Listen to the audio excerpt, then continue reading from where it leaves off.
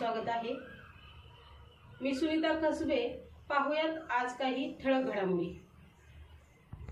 अभी आप देख रहे होंगे कि पिछले कुछ दिनों से पुणे जिले में, विशेषकर पुणे शहर में कोरोना वायरस के पॉजिटिव केसेस काफ़ी बढ़ रहे हैं।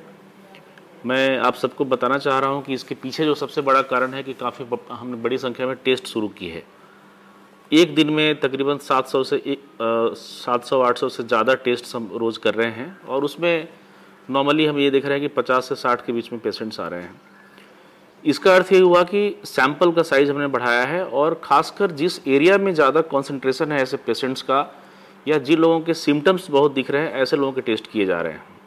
तो इसीलिए मैं सबको बताना चाहूँगा कि बहुत ज़्यादा घबराहट की ज़रूरत नहीं है। मात्र इस समय आपको बहुत ध्यान रखने की ज़रूरत है। जो हम शुरू से ही सोशल डिस्टेंसिंग का मैसेज दे रहे हैं कि आप घर में रहें, बाहर ना निकलें।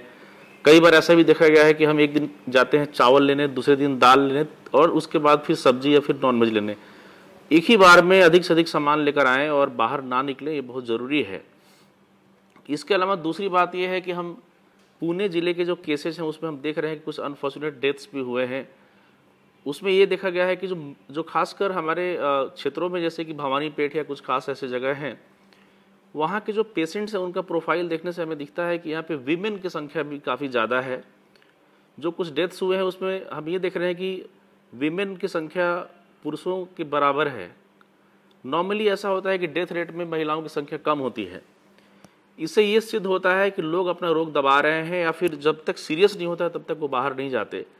मैं सबसे अपील करना चाहता हूँ कि आप बिल्कुल अपना रोग न दबाएं। अगर आपको कुछ भी फीवर, ड्राई कफ, ब्रेथलेसनेस, ये सब बहुत बाद के सिम्टम्स है। उसके पहले अगर आपको बहुत ज़्यादा कुछ वैसा लगे कि भूख नहीं लग रही है या फिर आपको थकावट महसूस हो रही है या फिर मामूली बुखार है, वो ऐसा समय है कि जिस समय आप जाकर डॉक्टर से मिलें। कोई भी लक्षण आपका गंभीर हो उतना दिन तक इंतजार ना करें, ये बहुत ज़रूरी है। महापालिका ने कई जगहों पे नए नए फ्लू क्लिनिक्स स्टार्ट किए हैं और आप जाकर अपना चेकअप कराएं। ये बहुत सबसे जो आज हमारे लिए ज़रूरी है ये बात है। इसके अलावा जो महत्वपूर्ण विषय है कि सोशल डिस्टेंसिंग के बारे में हम ये बताना चाहेंगे कि पूरे पुणे शहर को, पिंपरी चिंचवड़ को हमने कंटेनमेंट जोन जाहिर किया है।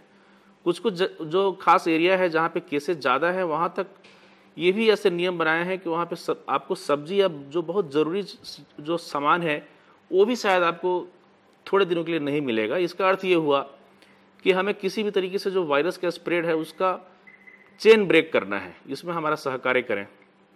दूसरा, ग्रामीण भाग के लोगों को ये कभी भी ऐसा नहीं लगना चाहिए कि उनके पास कोई रिस्क नहीं, उनको भी रिस्क है।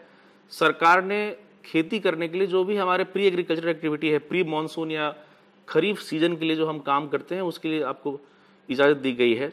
इसका अर्थ ये हुआ कि आप अपना ट्रैक्टर या फिर जो भी वाहन है उसका इस्तेमाल कर सकते हैं, घर से बाहर जा सकते हैं। लेकिन ये करते समय आप सावधानी रखें और ये ना समझें कि गांव में कोई रिस्क नहीं है। गांव में भी रिस्क है। आपने देखा होगा कि शहर के साथ साथ ग्रामीण भागों में भी काफ़ी केसेस पाए गए हैं। तो जो हमारे ग्रामीण भाग के सभी नागरिक हैं उनसे मेरी विशेष विनती है कि आप बहुत सावधानी के साथ अपना काम करें। इसके अलावा उद्योग के बारे में एक जो बहुत ही महत्वपूर्ण सूचना मैं देना चाहूँगा कि बाहर के जितने भी इंडस्ट्रीज़ हैं, जो कि चाकन हो, रांजनगांव हो या फिर कोई भी ऐसा औद्योगिक क्षेत्र, आप बेसिकली अपना काम शुरू कर सकते हैं नियम के अनुसार, लेकिन अपने लेबर, अपने वर्कफोर्स को अपने साथ रखना पड़ेगा। उनको किसी भी हालत में पिंपरी चिंचवड़ या पुणे शहर के अंदर आने जाने की इजाज़त नहीं है। ये नियम बिल्कुल सोच समझ कर बनाया गया है। ये सब खास बातें हैं। अभी पुणे जिस दौर से गुजर रहा है उसमें हर हालत में प्रशासन के साथ हर व्यक्ति का सहकार्य बहुत ही ज़रूरी है। मैं जिलाधिकारी के रूप में सबसे एक बार विनती करता हूँ कि आप ये संकल्प लें कि जो भी प्रशासन आपको निर्देश दे रहा है उसको निभाने में आप हमारा साथ देंगे। धन्यवाद।